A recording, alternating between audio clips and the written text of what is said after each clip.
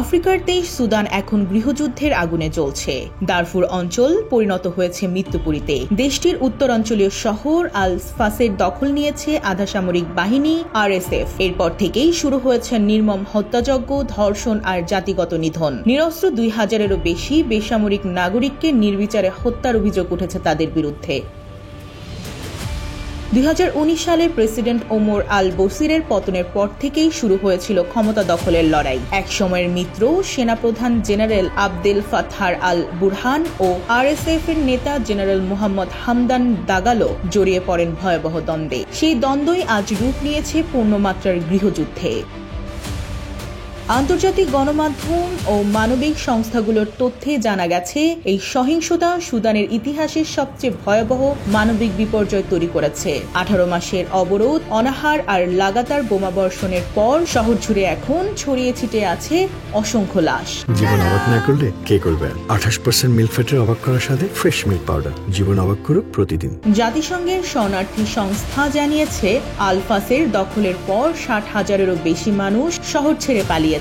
অনেকে 70 কিলোমিটার পথ পায়ে হেঁটে আশ্রয় নিয়েছে তাওয়াইলা শহরে, যেখানে আগে থেকেই ছিল 6.5 লাখের বেশি বাস্তুচ্যুত মানুষ। কিন্তু সেখানেও নেই পর্যাপ্ত আশ্রয় ও খাবার। UNHCR এর মুখপাত্র ইউনজি বায়ুন বলেন, প্রতিটি শিশু অপুষ্টিতে ভুগছে। জাতিসংঘের মানবিক প্রধান টম ফ্রেচার সতর্ক করে বলেন, আলফাসের পরিস্থিতি এখন মানবিক বিপর্যয়ের অন্ধকারতম স্তরে পৌঁছেছে। ধর্ষণ সহ নৃশংসতার ভয়াবহ বর্ণনা দিয়ে এক নারী জানান, 7 জন RSF সদস্য আমার ঘরে ঢুকে আমার 16 বছরের ছেলেকে চোখের সামনে হত্যা করেছে। অন্য আরেক ব্যক্তি জানান, রাস্তায় লাশ পড়ে আছে, কবর দেওয়ার কেউ নেই।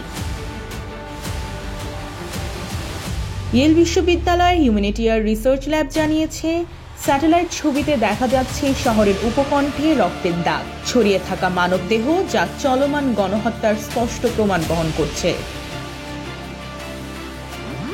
1 বছরেরও বেশি সময় ধরে চলা এই যুদ্ধ এখন পর্যন্ত প্রাণ হারিয়েছে 1.5 লাখেরও বেশি মানুষ। বাস্তুচ্যুত হয়েছে প্রায় 1.20 লাখ।